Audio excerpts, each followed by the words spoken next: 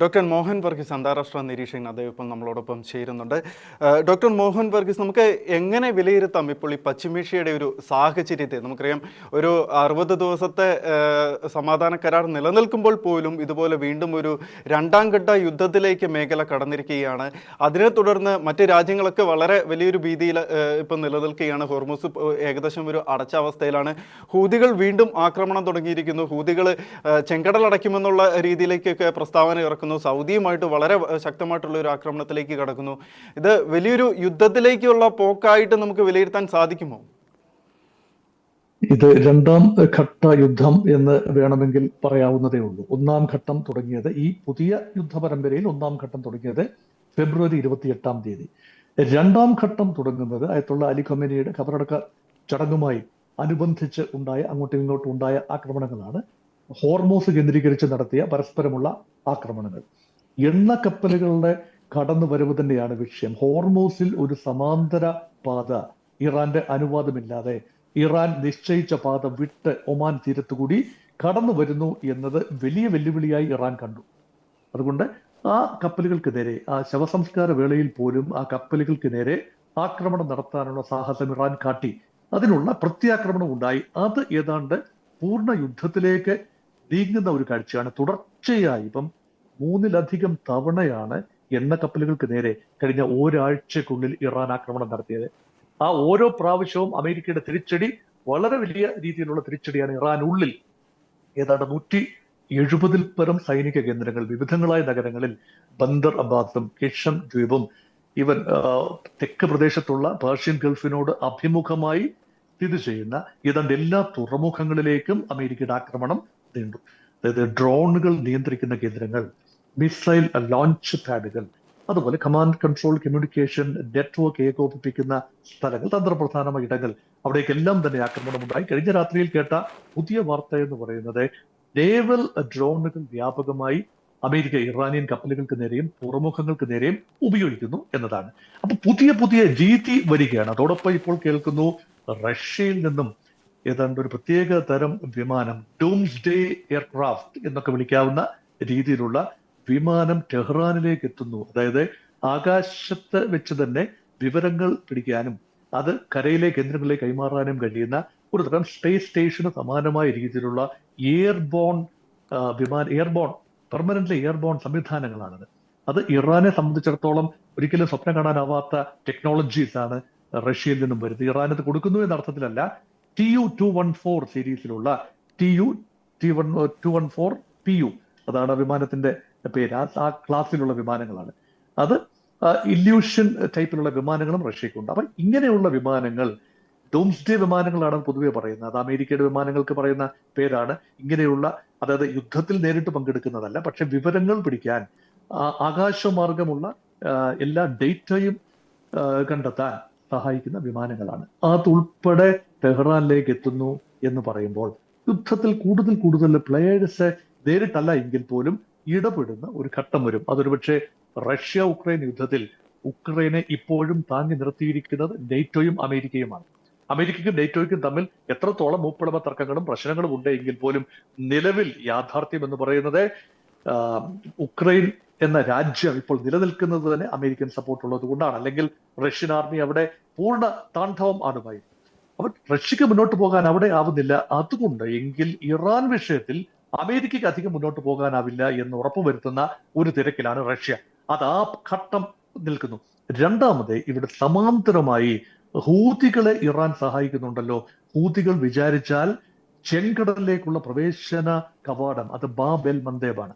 ആ പ്രദേശത്തേക്ക് നിരന്തരമായി ആക്രമണം നടത്താൻ കഴിയും. അപ്പോൾ ഹൂതികൾ കൂടി രംഗത്ത് വന്നു കഴിഞ്ഞാൽ ഇപ്പോൾ പേർഷ്യൻ ഗൾഫ് ഓൾറെഡി ചോക്ഡാണ്.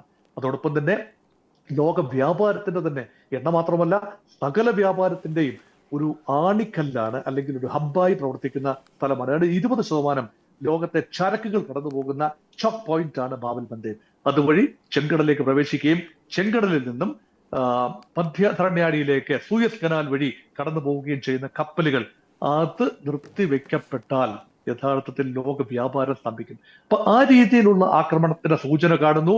ഇപ്പോൾ ഇതാ ഹൂതികൾ രംഗത്ത് വന്നിരിക്കുകയാണ്. ഹൂതികളും സൗദിയും തമ്മിൽ ഫ്രഷ് ലെവൽ ഓഫ് ഏറ്റുമുട്ടലിനെ കുറിച്ചുള്ള വാർത്തകൾ ഇപ്പോൾ പുതിയതായി വരുന്നു.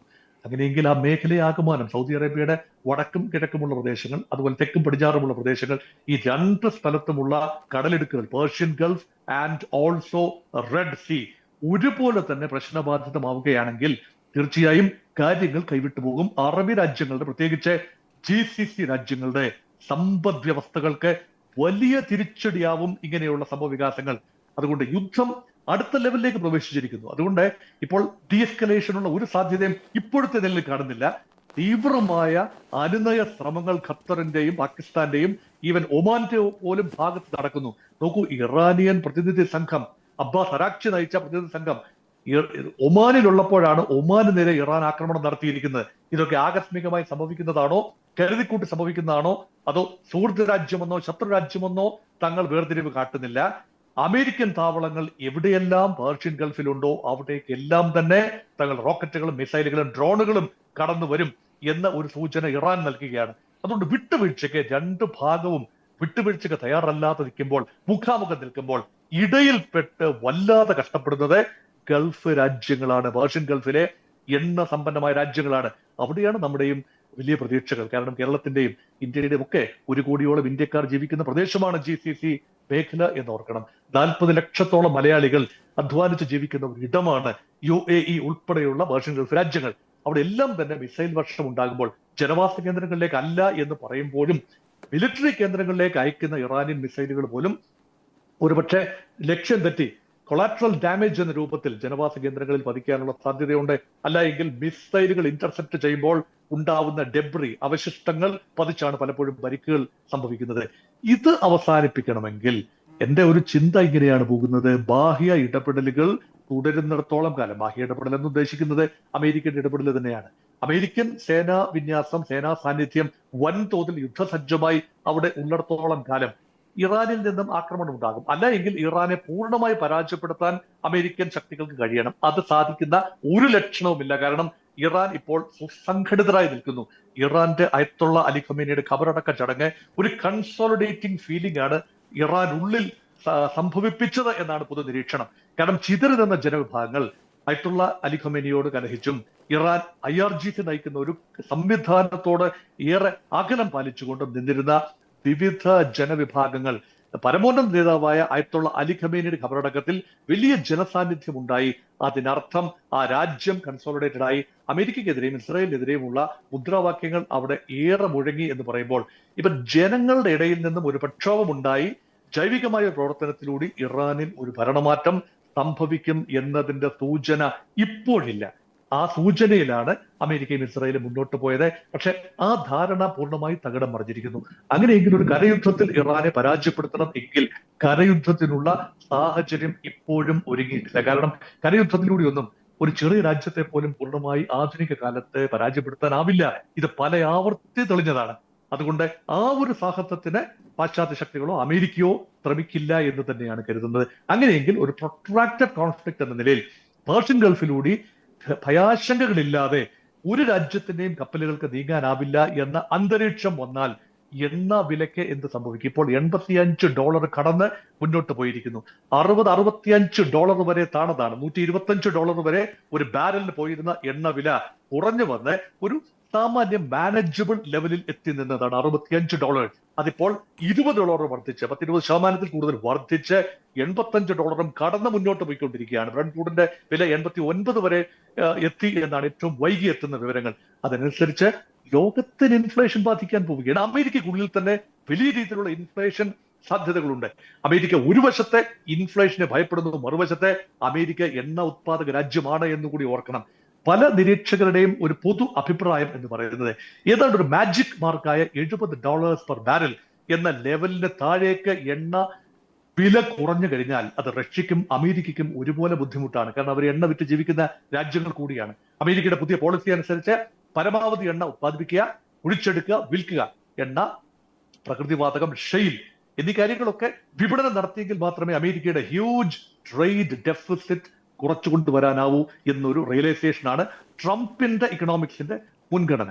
അങ്ങനെ വന്നാൽ യഥാർത്ഥത്തിൽ പരമാവധി അമേരിക്കയ്ക്ക് വേണമെങ്കിൽ നിയന്ത്രിക്കാൻ കഴിയും. എണ്ണ വിലയെ നിയന്ത്രിക്കാവുന്നതിന് മുൻപ് ഒപ്പയ്ക്കായിരുന്നു എണ്ണ വിലയെ നിയന്ത്രിച്ചിരുന്നത്.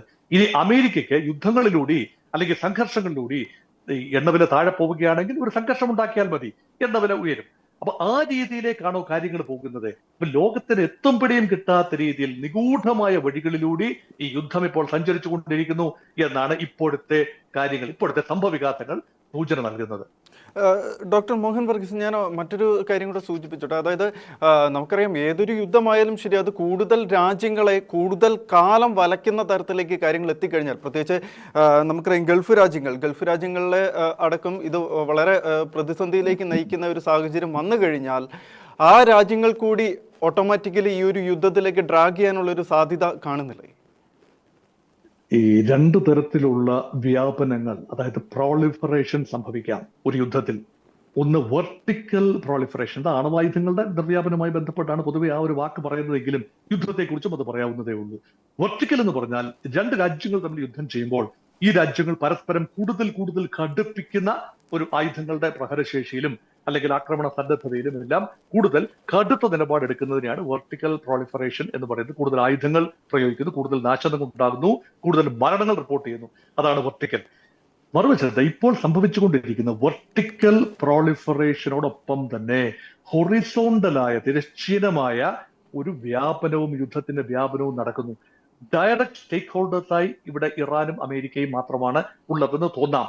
പക്ഷേ ആക്റ്റീവ് സ്റ്റേക്ക് ഹോൾഡേഴ്സായി വന്നിരിക്കുന്നത് GCC മേഖലയിലെ 6 രാജ്യങ്ങളും, Saudi Arabia, Oman, Qatar, Bahrain, UAE, ഈ രാജ്യങ്ങളെല്ലാം, കുവൈറ്റ്, ഈ രാജ്യങ്ങൾ വന്നിരിക്കുന്നു. ഡയറക്റ്റ് ആണ്. അതായത് യുദ്ധം നടത്തുന്നത് ഇറാനും ഗൾഫ് രാജ്യങ്ങളും തമ്മിലല്ല എങ്കിലും ഇറാൻ ആക്രമിക്കുന്നത് അമേരിക്കൻ താവളങ്ങളെയാണ്. അതുകൊണ്ട് ഈ രാജ്യങ്ങൾ നേരിട്ട് തന്നെ ഒരു പരിധിവരെ യുദ്ധത്തിൽ പ്രവേശിച്ചിരിക്കുന്നു. അവരുടെ ഭാഗത്ത് നിന്ന് ഇറാനെ ആക്രമിച്ചിട്ടില്ല എങ്കിൽ പോലും. അതാണ് ഡയറക്റ്റ് സ്റ്റേക്ക് ഹോൾഡേഴ്സ്. ഇനി ഇൻഡയറക്ട്ലി തൊട്ടു ചുറ്റുപാടുമുള്ള തുർക്കിയിലേക്ക് മിസൈലുകൾ വീണു. വലിയ തോതിലല്ല എങ്കിലും 1-2 പ്രാവശ്യം ആക്രമണമുണ്ടായി. എന്തിന് സൈപ്രസിലേക്ക് ആക്രമണമുണ്ടായി. ഇങ്ങ് തെക്ക് അകലെ 10,000-4,000 കിലോമീറ്റർ തെക്ക് മാറിക്കിടക്കുന്ന ഡീഗോഗാർഷി അമേരിക്കയുടെ കൺട്രോളിലുള്ള ഒരു ഐലൻഡാണ്. അവിടേക്ക് ഇറാനിയൻ മിസൈലുകൾ ചെന്നു. നാശനഷ്ടങ്ങൾ ഉണ്ടായില്ല എന്ന് മനസ്സിലാക്കുന്നു. അങ്ങനെ സിറിയയും ഇറാഖും ഉൾപ്പെടെ, ജോർദാനും ഉൾപ്പെടെയുള്ള ഏതാണ്ട് 10-12ഓളം രാജ്യങ്ങളിലേക്ക് ഇറാൻ ആക്രമണം വ്യാപിപ്പിച്ചിരിക്കുന്നു. അതിനർത്ഥം അവരൊക്കെ സെക്കൻഡറി സ്റ്റേക്ക് ഹോൾഡേഴ്സ് ആണ്.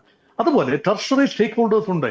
എണ്ണ വില വർദ്ധിച്ചാൽ ചൈനയും ഇന്ത്യയും ജപ്പാനും ഉൾപ്പെടെയുള്ള എണ്ണ ഉത്പാദക രാജ്യങ്ങൾ വല്ലാതെ ബുദ്ധിമുട്ടിലാകും. അത് മാത്രമല്ല, ലോകത്താകമാനമുള്ള നാവികരുടെ പല കപ്പലുകൾ, കൊമേഴ്ഷ്യൽ ഷിപ്പുകളുടെ ഉൾപ്പെടെ നാവികരുടെ നല്ലൊരു ശതമാനം, 20% ഇന്ത്യൻ നാവികരാണ്. അപ്പം അവർക്കുണ്ടാകുന്ന ശരിക്കും ഇപ്പൊ കഴിഞ്ഞ ദിവസം ഒരു ഇന്ത്യൻ നാവികൻ കൊല്ലപ്പെട്ടു. ഒരു UAE കപ്പലിന് നേരെ, എണ്ണ ടാങ്കറിനെതിരെ ഇറാൻ നടത്തിയ ആക്രമണത്തിൽ 8ഓളം പേർക്ക് പരിക്ക് പറ്റിയിരിക്കുന്നു. 6 പേർക്ക് ഗുരുതരമായ പരിക്കാണ്. ഒരു ഇന്ത്യൻ നാവികൻ അവിടെ കൊല്ലപ്പെട്ടിരിക്കുന്നു. അപ്പം അങ്ങനെയുള്ള ഡാമേജസ് ഉണ്ടാകുന്നു. അത് തീർച്ചയായും അവിടെയും സ്റ്റേക്ക് ഹോൾഡേഴ്സ് ആണെന്ന് വേണമെങ്കിൽ പറയാവുന്നതേ ഉള്ളൂ. അത് മാത്രമല്ല, ലോക സമ്പദ് വ്യവസ്ഥ ആകമാനം, യൂറോപ്പിൽ ശൈത്യകാലം വരികയാണ്. അവിടെ എണ്ണയുടെ ഉപയോഗം കൂടും. എണ്ണയുടെ ലഭ്യത ഇപ്പോൾ കുറഞ്ഞു വരുന്നു. റഷ്യൻ എണ്ണ യൂറോപ്പിലേക്ക് വരുന്നില്ല, ഉപരോധമാണ്. ഇറാനിയൻ എണ്ണ കൂടി വരാതിരുന്നാൽ, അല്ലെങ്കിൽ പേർഷ്യൻ ഗൾഫിൽ നിന്നും ഹോർമോസ് വഴിയും ചെങ്കടൽ വഴിയും എണ്ണ യൂറോപ്പിലേക്ക് എത്തിയില്ല എങ്കിൽ എണ്ണ വിലക്ക് യൂറോപ്പിൽ തീപിടിക്കും. ഹൈ ലെവൽ ഓഫ് ഇൻഫ്ലേഷൻ അത് തന്നെയാണ് വരാൻ പോകുന്നത്. അതുകൊണ്ട് ആകമാനം ഇതിന്റെ എല്ലാം അന്ത്യഫലം എന്ന് പറയുന്നത് 2018-19 കാലത്ത് സംഭവിച്ച ആഗോള സാമ്പത്തിക മാന്ദ്യം, ഗ്ലോബൽ മെൽറ്റ് ഡൗൺ, അതിന് സമാനമായ രീതിയിൽ ഒരിക്കൽ കൂടി ഒരു മാന്ദ്യത്തിന്റെ എല്ലാ സൂചനകളും ഉണ്ട് എന്ന സാമ്പത്തിക നിരീക്ഷകരുടെ അഭിപ്രായം. അതുകൊണ്ട് യുദ്ധം കൊണ്ടുണ്ടാകുന്ന ഡയറക്റ്റ് ഡാമേജസ് എന്നതിനേക്കാൾ, ചില കണക്ക് തീർക്കലുകൾ എന്നതിനേക്കാൾ, ഈഗോ സാറ്റിസ്ഫാക്ഷൻ എന്നതിനേക്കാൾ മാനവരാശിയെ ബാധിക്കുന്ന വിഷയമായി പേർഷ്യൻ ഗൾഫിലെ യുദ്ധം മാറുമ്പോൾ, അത് ഇറാനും അമേരിക്കയും തമ്മിലുള്ള യുദ്ധമാണ്, ഇത് 2 രാജ്യങ്ങൾ തമ്മിലുള്ള ഇടപാടാണ്, ഞങ്ങളെ വെറുതെ വിട്ടേക്കൂ, ഞങ്ങൾക്കൊരു കാര്യവുമില്ല എന്ന അഭിപ്രായം പറയാതെ മാറി നിൽക്കുന്ന ആളുകളും അവരുടെ നിത്യജീവിതം ബുദ്ധിമുട്ടിലാകുമ്പോൾ ഈ യുദ്ധത്തെക്കുറിച്ച് കൂടുതൽ അവലോകനം ചെയ്യേണ്ടി വരും. യുദ്ധത്തിന്റെ അവസാനത്തിന് വേണ്ടി പ്രാർത്ഥിക്കുകയെങ്കിലും ചെയ്യേണ്ടി വരും എന്ന ഒരു നിലയിൽ എത്തി നിൽക്കുകയാണിപ്പോൾ. ഡോക്ടർ മോഹൻ വർഗീസ്, ഇതിപ്പോൾ നമുക്കറിയാം ഹൂതികൾ തലവെക്കുന്നു, ഹിസ്ബുള്ളനെ ഏകദേശം ഒന്ന് അടിച്ചു ഒതുക്കിയിരിക്കുന്ന അവസ്ഥയിലാണ് ഇപ്പോൾ ഉള്ളത്. ഹമാസിൻ്റെ കാര്യമായാലും അതുപോലെ തന്നെയാണ്.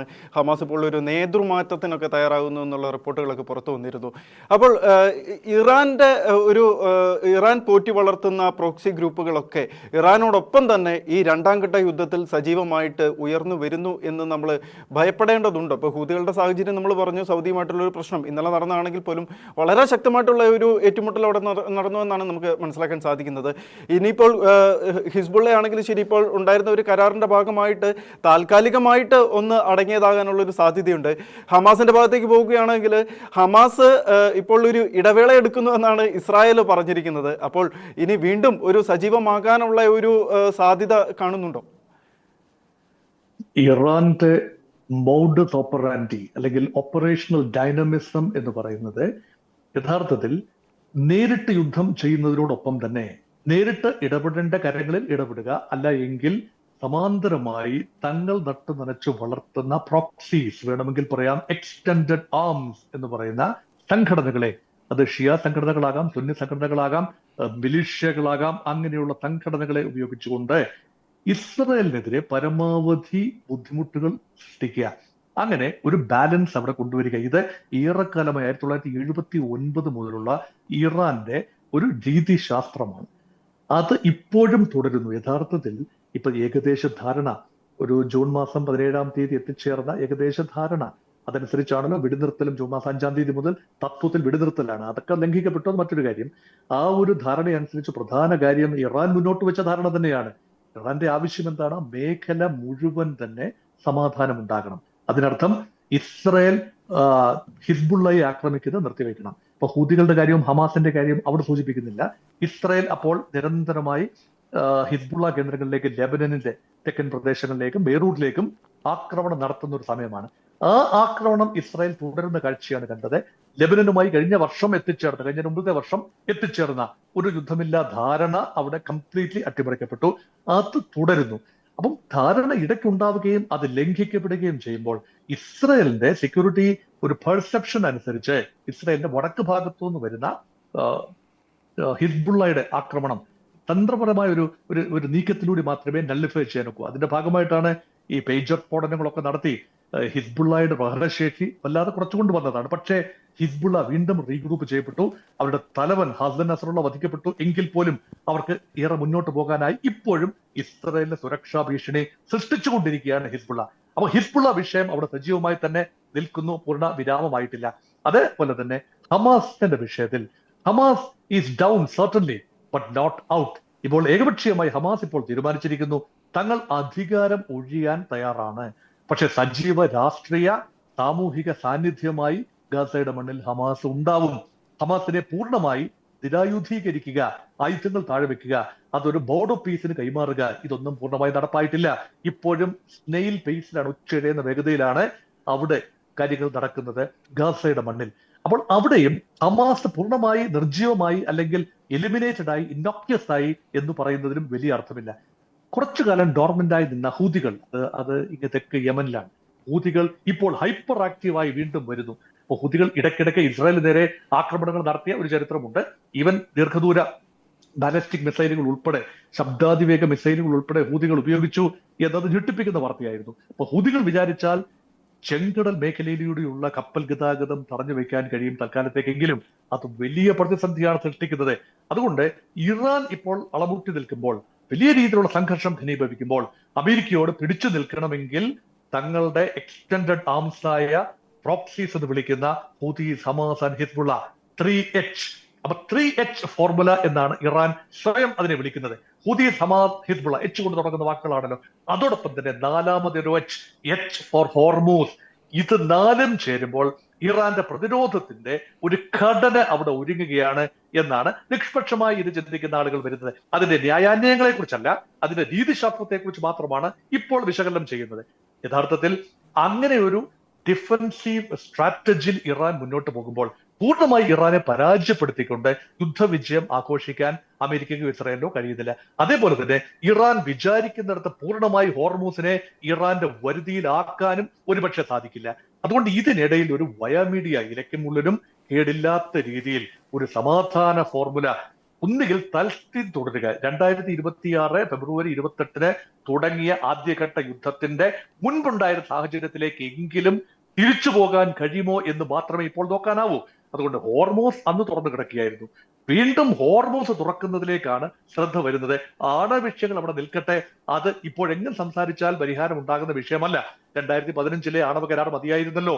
ഏകപക്ഷീയമായി അമേരിക്ക അതിൽ നിന്ന് പുറത്തു പോകേണ്ട ഒരു സാഹചര്യവുമില്ലായിരുന്നു. അത് ട്രംപിന്റെ ഒരു സാഹസമായിരുന്നു, അതിബുദ്ധിയായിരുന്നു. അത് ആപത്തെ എന്ന് മനസ്സിലാക്കുന്നു. അത് മാത്രമല്ല, ഇറാന് നേരെ നടത്തിയ ആക്രമണം ഉദ്ദേശ ലക്ഷ്യങ്ങൾ അമേരിക്കയ്ക്ക് കൈപ്പിടിയിൽ എത്തിക്കാൻ കഴിഞ്ഞിട്ടില്ല.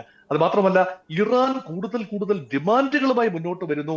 അത് കൂടുതൽ ഇപ്പോൾ ഇറാന്റെ ഫ്രീസ് ചെയ്ത അസറ്റ്സ് തിരിച്ചു കൊടുക്കാൻ തീരുമാനമായിരിക്കുന്നു. പക്ഷെ അത് കൊടുത്തിട്ടില്ല. അത് മാത്രമല്ല, ഇറാന് നേരെയുള്ള നാവിക ഉപരോധം, ഇറാന്റെ എണ്ണയ്ക്ക് നേരെയുള്ള ഉപരോധം, ഇതൊക്കെ അവസാനിപ്പിക്കുമെന്ന് വാക്കാലെങ്കിലും ഒരു ധാരണയായതാണ്.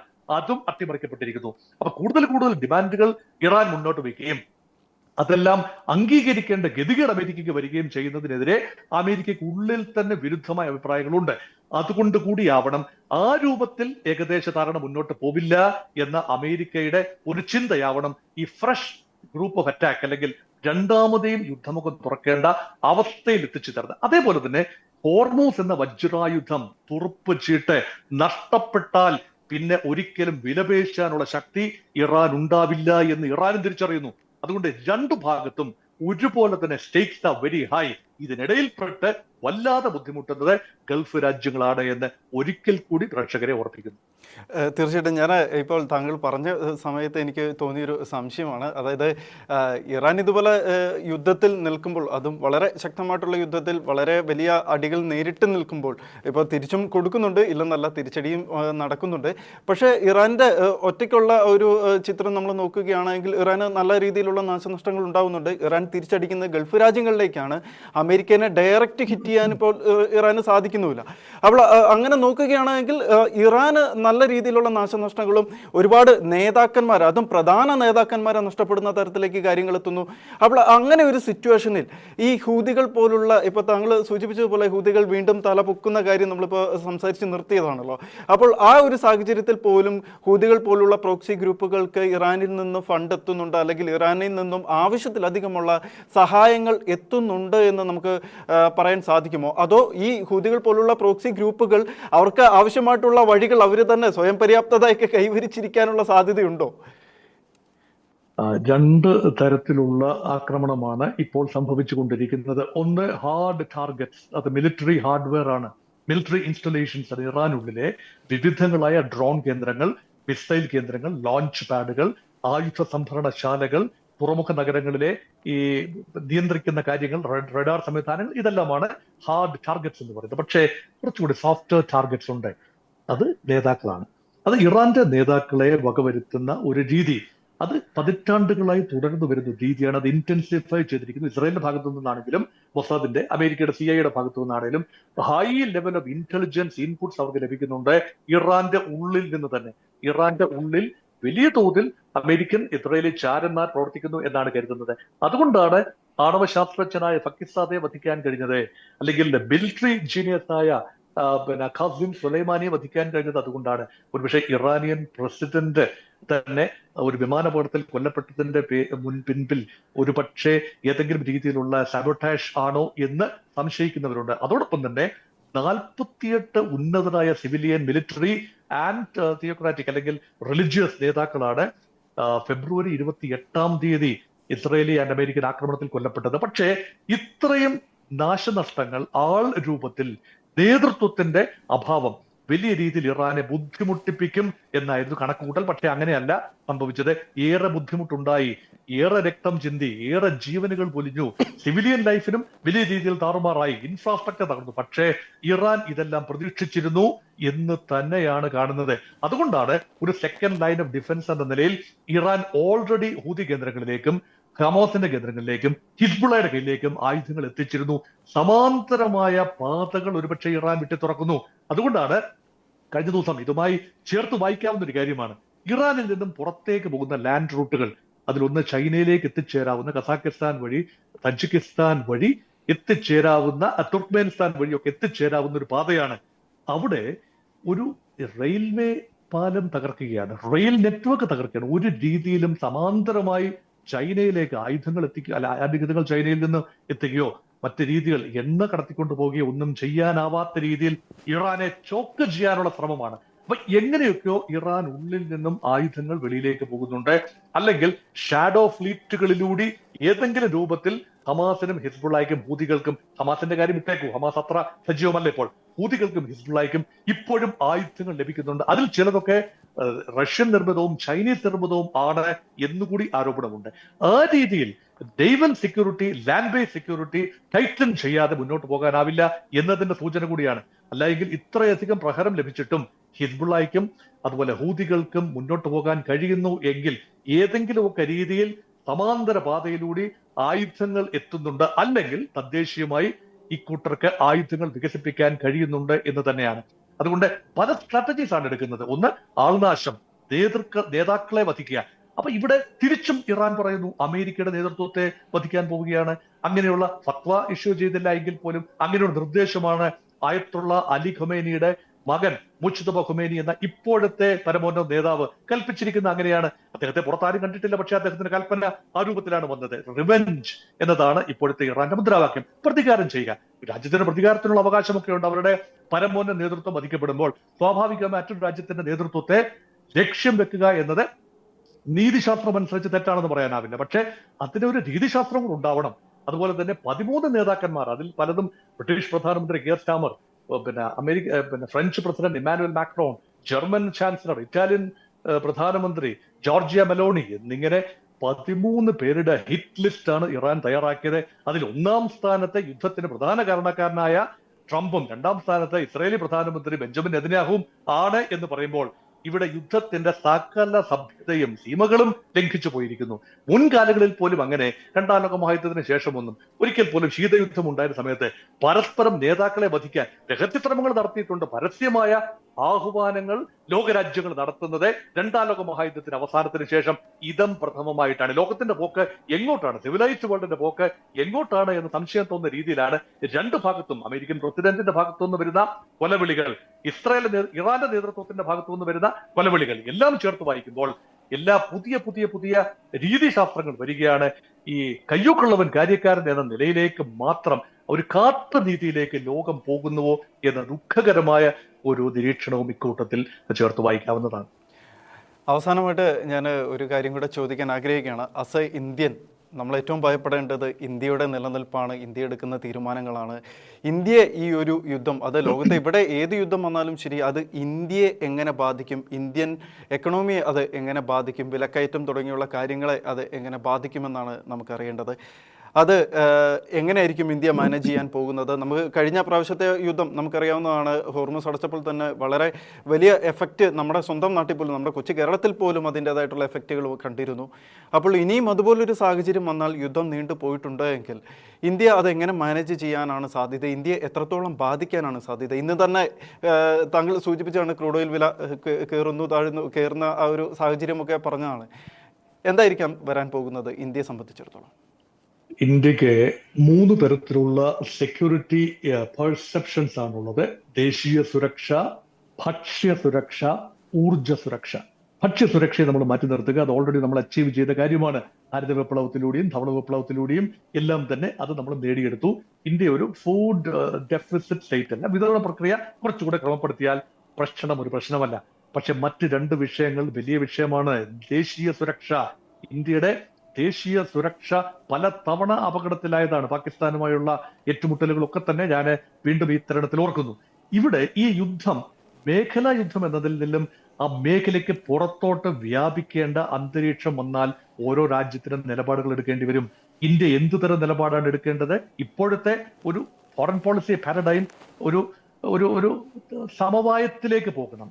പ്രശ്നങ്ങൾ ചർച്ചയിലൂടെ പരിഹരിക്കണം. ചർച്ച കൊണ്ട് പരിഹരിച്ചില്ല എങ്കിൽ അന്തിമമായി ഒരു ഏഷ്യൻ മേഖലയാകമാനം ബാധിക്കുന്ന യുദ്ധമായി വരികയാണ്. ഇന്ത്യയുടെ തൊട്ടടുത്ത് തന്നെയാണ് ഈ ഹോർമൂസ് മേഖല എന്നുകൂടി ഓർക്കണം ജിയോ പൊളിറ്റിക്കലി.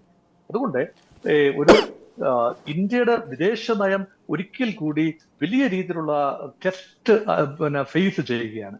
അതുകൊണ്ട് സ്ട്രാറ്റജിക് ഓട്ടോണമി എന്നൊക്കെ നമുക്ക് ഭംഗ്യാന്തരേണ പറയാമെങ്കിലും ചില കാര്യങ്ങളിൽ കുറച്ചുകൂടി കർശനമായ നിലപാടെടുക്കേണ്ടി വരുന്നു. പ്രത്യേകിച്ച് ഇന്ത്യൻ നാവികർ കൊല്ലപ്പെടുമ്പോൾ, ഇന്ത്യയുടെ മറ്റു താല്പര്യങ്ങൾ ലംഘിക്കപ്പെടുമ്പോൾ നിലപാടുകൾ എടുക്കേണ്ട ഒരു അവസ്ഥ വരുന്നു. പിന്നെ എന്തുകൊണ്ട് പാകിസ്ഥാൻ ഒരു നിലപാടെടുത്ത് മധ്യസ്ഥ ശ്രമത്തിന് ശ്രമിച്ചപ്പോൾ ഇന്ത്യ എന്തുകൊണ്ട് ആ റോളിലേക്ക് വരാൻ കുറച്ചുകൂടി നാച്ചുറൽ രാജ്യം ഇന്ത്യയാണ്. കാരണം റഷ്യയുമായും ചൈനയുമായും അതുപോലെ ഇറാനുമായും ഗൾഫ് രാജ്യങ്ങൾ, എല്ലാ രാജ്യങ്ങളുമായും ഇസ്രയേലുമായും അമേരിക്കയുമായും എല്ലാം തന്നെ സംസാരിക്കാനുള്ള, ഇടപെടാനുള്ള ഒരു യോഗ്യതയുള്ള രാജ്യം എന്ന നിലയിൽ എന്തുകൊണ്ട് ഇന്ത്യ ഈ ഒരു അവസരം ഉപയോഗിച്ചില്ല? ന്യായമായ ചോദ്യമാണ്. ഇതിനൊക്കെ ഉത്തരങ്ങൾ വരുന്ന ദിവസങ്ങളിൽ പറയേണ്ടി വരും. അതുകൊണ്ട് ദേശീയ സുരക്ഷയുമായി ബന്ധപ്പെട്ട വിഷയങ്ങളിൽ കൂടുതൽ ആഴത്തിലുള്ള പരിശോധന വേണ്ടി വരും. അത് മാത്രമല്ല, ഇന്ത്യയുടെ പൗരന്മാരുടെ സുരക്ഷ, ഇന്ത്യൻ ഡയസ്പോറ 1 കോടിയോളം പേരാണ് പേർഷ്യൻ ഗൾഫ് പ്രദേശത്ത് ജീവിക്കുന്നത്. അതിൽ തന്നെ 40 ലക്ഷത്തോളം പേര് മലയാളികളാണ്, കൂടുതലും പേരും UAE-യിലാണ്. അവിടെ ഈ പൗരന്മാരുടെ ജീവനും സ്വത്തിനും ഉറപ്പുവരണം. അത് മാത്രമല്ല, അവരുടെ ഫോറിൻ റെമിറ്റൻസസ് മാത്രമല്ല വിഷയം, അത് വലിയൊരു തുക തന്നെയാണ്. ഇന്ത്യയുടെ ആകപ്പാന GDP, ഈ ഫോറിൻ വരവിന്റെ അല്ലെങ്കിൽ വിദേശ നാണ്യ ശേഖരത്തിന്റെ 1/3 ഈ എക്സ്പാട്രിയേറ്റ്സിന്റെ റെമിറ്റൻസസ് ആണ് എന്ന് നോക്കണം. അതൊരു സാമ്പത്തികമായ ഒരു വലിയ പരിഗണന തന്നെയാണ് ഭാരതത്തെ സംബന്ധിച്ചിടത്തോളം. അപ്പൊ അവരുടെ സുരക്ഷ, അവരുടെ സെക്യൂരിറ്റി, അവരുടെ അയക്കുന്ന പണം, അതിന്റെ വിനിയോഗം, ഇതെല്ലാം തന്നെ ഇന്ത്യയുടെ വിഷയമാണ്. അതോടൊപ്പം തന്നെ ഇതിന്റെ ഒരു ഇക്കണോമിക് ഫോളോ ഔട്ട് ഉണ്ട്. അതാണ് ഈ മൂന്നാമത്തെ ഡയമെൻഷനാണ് എനർജി സെക്യൂരിറ്റി.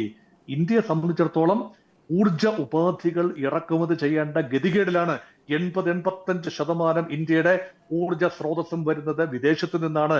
തദ്ദേശീയമായി ഉത്പാദിപ്പിക്കുന്ന കൽക്കരിയോ അല്ലെങ്കിൽ ഹൈഡ്രോ ഇലക്ട്രിക് പ്രോജക്ട്സോ മാത്രം മതിയാവില്ല. ഹൈഡ്രോ കാർബൺ ബേസ്ഡ് തന്നെയാണ് ഇപ്പോഴും ലോകത്തിന്റെ എനർജി റെജിമൻ. ഇപ്പൊ നമ്മൾ ആണവ പദ്ധതികൾ, ഫാസ്റ്റ് ബ്രീഡർ റിയാക്ടേഴ്സ് ഒക്കെ ചാലുവാകുന്നു. അത് 2020 പ്രവർത്തനക്ഷമമാകും. ആകെയുള്ള ഊർജ്ജ ഉപയോഗത്തിന്റെ 20% ആണവ ഇന്ധനം കൊണ്ട് നേടാം എന്നൊക്കെ നമ്മൾ പറഞ്ഞു. എങ്കിൽ പോലും ഇപ്പോഴും അത് പൂർണ്ണമായി സജ്ജമായിട്ടില്ല. ആണവ ഉപയോഗം ഇപ്പോഴും വഞ്ചി തിരുനക്കര തന്നെ എന്ന രൂപത്തിലാണ്. അങ്ങനെയെങ്കിൽ ഈ അടുത്ത 20 വർഷത്തേക്കെങ്കിലും ഹൈഡ്രോ കാർബൺ ആവശ്യമായി വരും. നമ്മൾ പരമ്പരാഗതമായി അത് ഇറക്കുമതി ചെയ്യുന്ന ഗൾഫ് രാജ്യങ്ങൾ, പ്രോക്സിമിറ്റിയാണ് കാരണം. പക്ഷേ ഉക്രൈൻ യുദ്ധത്തിന് ശേഷം റഷ്യയിൽ നിന്നും വൻതോതിൽ ലാഭകരമായി എണ്ണ ഇറക്കുമതി ചെയ്യാം എന്ന് നമ്മൾ കണ്ടെത്തി. അത് ഉപയോഗിക്കുകയും ചെയ്തു. ഇന്ത്യൻ രൂപ സംരക്ഷിച്ചുകൊണ്ട്, ഡോളർ സംരക്ഷിച്ചുകൊണ്ട് ഇന്ത്യൻ രൂപ റൂബിൾ ടേംസിൽ റഷ്യയിൽ നിന്നും ഉണ്ടായ ഇറക്കുമതി കുറച്ചുകൊണ്ട് വരേണ്ട അവസ്ഥ വന്നു. ആകെ ആവശ്യത്തിന്റെ 38% റഷ്യയിൽ നിന്നും 2 വർഷം മുൻപ് ഇറക്കുമതി ചെയ്തിരുന്നത് അമേരിക്കൻ സമ്മർദ്ദത്തെ തുടർന്ന് കുറച്ചുകൊണ്ട് വരേണ്ടി വന്നു. അതൊന്ന്. 2, പേർഷ്യൻ ഗൾഫിൽ നിന്നുള്ള എണ്ണ ഇറക്കുമതി വളരെയധികം അഫക്റ്റഡ് ആയിരിക്കുന്നു. അത് വിലയുടെ മാത്രം വിഷയമല്ല, അവൈലബിലിറ്റിയുടെ കൂടെ വിഷയമാണ്. സമാന്തരമായി ഇപ്പോൾ UAE-യിലെ ഒരു പ്രത്യേക തുറമുഖത്തു നിന്നും, കിഴക്കൻ തുറമുഖത്തു നിന്നും ഇന്ത്യയിലേക്ക് എണ്ണ കൊണ്ടുവരാൻ കഴിയും. പേർഷ്യൻ ഗൾഫ് കടക്കാതെ തന്നെ കൊണ്ടുവരാൻ കഴിയും. ആ രീതിയിലുള്ള ഫിജൈറ തുറമുഖത്ത് നിന്നും, ആ രീതിയിൽ ഇന്ത്യ ഇപ്പം പ്രത്യേകിച്ച് ഒപ്പെക്കിൽ നിന്നും യുണൈറ്റഡ് അറബ് എമിറേറ്റ്സ് പുറത്തു പോയ അവസരം ഉപയോഗിച്ചുകൊണ്ട് അവർ കൂടുതൽ എണ്ണ ഉത്പാദിപ്പിക്കുകയാണ്. സൗദി പോലും ഒപ്പെക്കിൽ തുടരുന്നുവെങ്കിലും കൂടുതൽ എണ്ണ ഉത്പാദിപ്പിക്കാനും കൂടുതൽ കച്ചവടം നടത്താനും കൊണ്ടിരിക്കുമ്പോൾ ഇന്ത്യയെ സംബന്ധിച്ചിടത്തോളം ആ എണ്ണ ഏതെങ്കിലും രീതിയിൽ, അതായത് ക്രൂഡ് ഓയിൽ ഏതെങ്കിലും രീതിയിൽ ഇന്ത്യയിൽ എത്തിക്കാനുള്ള തത്രപ്പാടിലാണ് ഭാരതം. അത് മാത്രമല്ല, വെനിസ്വലയിൽ നിന്നും എണ്ണ കിട്ടുന്നു. അത് അമേരിക്കൻ നിയന്ത്രണത്തിലാണ്. അത് കുറച്ച് കൊഴുപ്പ് കൂടിയ എണ്ണയാണ്. കൂടുതൽ ശുദ്ധീകരണം ആവശ്യമുള്ളതാണ്. നമുക്ക് ജാംനഗർ റിഫൈനറി ഉൾപ്പെടെ അതിനുവേണ്ടി ഉപയോഗിക്കാൻ കഴിയും. എന്നിരുന്നാലും ഇതൊക്കെ ലഭ്യമായി വരാനും സുഗമമായ ഊർജ സുരക്ഷിതത്വം ഉറപ്പുവരുത്താനും കുറച്ചുകൂടി കാലം എടുക്കുമെന്നതാണ് അവസ്ഥ. അതുകൊണ്ട് ഇമ്മീഡിയറ്റ് വിഷയത്തിൽ വളരെ വളരെ സംഘർഷം അനുഭവിക്കുന്ന രാജ്യം തന്നെയാണ്. ദേശീയ സുരക്ഷയുടെ കാര്യത്തിലും ഊർജ സുരക്ഷയുടെ കാര്യത്തിലും ഭാരതം വലിയ സമ്മർദ്ദം അനുഭവിക്കുക തന്നെ ചെയ്യുന്നു. അതുകൊണ്ട് ഒരു നിലപാടെടുക്കാൻ എന്തിനമാന്തിക്കുന്നു എന്ന ചോദ്യം ഒരുപക്ഷെ ഇന്ത്യയുടെ ഭരണകൂടത്തെയും ഒരു പരിധി വരെ അലട്ടുന്നുണ്ടാവാം. അതുകൊണ്ട് ഇനിയുള്ള നാളുകളിൽ ചില വിഷയങ്ങളിൽ ചില തുറന്നു പറച്ചിലുകൾ വേണ്ടി വന്നേക്കാം, ചില നിലപാടുകൾ വേണ്ടി വന്നേക്കാം. ചിലപ്പോൾ ചിലരെങ്കിലും ബുദ്ധിമുട്ടിപ്പിക്കുന്ന രീതിയിലുള്ള നിലപാടുകളും ചിലപ്പോൾ പ്രായോഗികമായി വേണ്ടി വന്നേക്കാം എന്ന നിലയിലാണ് കാര്യങ്ങൾ പോകുന്നത്. പക്ഷേ ഈ സംഘർഷം കുറച്ചുകൊണ്ട് വരുന്നതിന് ഒരു സമവായ ശ്രമം എന്ന നിലയിൽ ഒരു തേർഡ് പാർട്ടി മീഡിയേഷൻ ഇന്ത്യ നിന്ന് കൊടുക്കില്ല. കാരണം ഇന്ത്യ 1972 മുതൽ സിംല കരാറിന്റെ അടിസ്ഥാനത്തിലുള്ള ഉഭയകക്ഷി ചർച്ചകൾ മാത്രമേ അനുവദിക്കൂ. അതാണ് ഇന്ത്യയുടെ വിദേശ നയം. അതായത് തേർഡ് പാർട്ടി മീഡിയേഷൻ ഇന്ത്യ അനുവദിക്കുന്ന കാര്യമല്ല. അത് സ്വന്തം കാര്യത്തിലാണെങ്കിലും മറ്റു രാജ്യങ്ങളുടെ കാര്യത്തിലാണെങ്കിലും പരസ്പര നേരിട്ടുള്ള ചർച്ചയിലൂടെ പരിഹാരം കണ്ടെത്തണം. അപ്പൊ ഇറാനും അമേരിക്കയും തമ്മിൽ നേരിട്ടുള്ള ചർച്ചകളിൽ പരിഹാരം കണ്ടെത്താൻ ആവില്ല എന്ന് നമുക്കറിയാം. അപ്പോൾ പിന്നെ ഏതെങ്കിലും രാജ്യം രംഗത്ത് വരണമല്ലോ. പാകിസ്ഥാന്റെ കയ്യിൽ നിൽക്കില്ല, അത് ഖത്തറിന്റെ കയ്യിൽ മാത്രം നിൽക്കില്ല. അവിടെയാണ് ഇന്ത്യയുടെ സാന്നിധ്യം ഒരുപക്ഷെ ലോകത്തെ വൻ ശക്തികളുമായി ചൈനയും റഷ്യയും ഉൾപ്പെടെ അവരോട് ഉൾപ്പെടെ സംസാരിക്കേണ്ട ഒരു അവസ്ഥയാണ്. ഇതൊരു ഗ്ലോബൽ വിഷയമായി, മേഖലാ വിഷയത്തിൽ നിന്നും ആഗോള വിഷയമായി ഇത് വരാനുള്ള സാധ്യതയാണ് ഇപ്പോൾ കാണുന്നത്. അപ്പോൾ ഇന്ത്യക്കും ഒരു റോൾ വഹിക്കേണ്ടതുണ്ട് എന്ന ഓർമ്മപ്പെടുത്തലും ഇതോടൊപ്പം നമ്മൾ ചേർത്ത് വായിക്കണം. വളരെ വ്യക്തമാണ് കാര്യങ്ങൾ. നമുക്ക് ഏറ്റവും പ്രധാനപ്പെട്ട വിവരങ്ങൾ, ഏറ്റവും വളരെ